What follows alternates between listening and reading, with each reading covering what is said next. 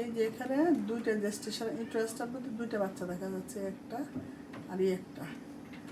এটা হলো সিআরএল হিসাবে 7 উইকস 4 ডেজ। আর আরেকটা যেটা আছে সেটা কয় সপ্তাহ আমরা একটু দেখি।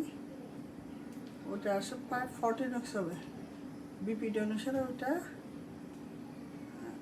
বিপিডি অনুসারে 14 উইকস। এই যে দেখেন 14 উইকস, এটা 7 উইকস। এখানে আমরা একটু লাইভ দেখি। এই হলো রিয়েল টাইম। এই যে একটা বাচ্চা, এটা কিন্তু ফার্স্ট ট্রাইমেস্টারে হার্টবিট হয় না, মিসড অ্যাবর্শন হয়ে গেছে।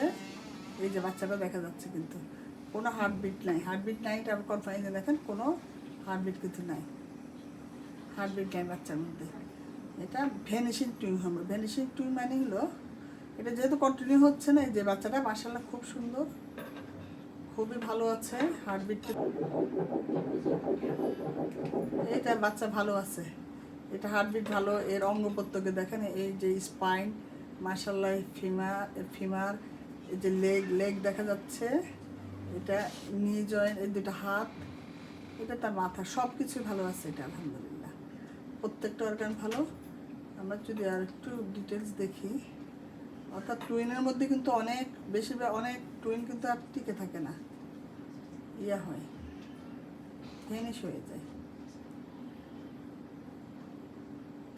আমি একটু 3D করে দেখি বাচ্চাকে দেখা যায় কি না। এই যে দেখেন, পিছন থেকে দেখলাম, পাশ থেকে দেখলাম, হাত পা, সামনেটা আনা যাচ্ছে না। উপর হয়ে দেখেন এই বাচ্চাটার পিছন দিক থেকে,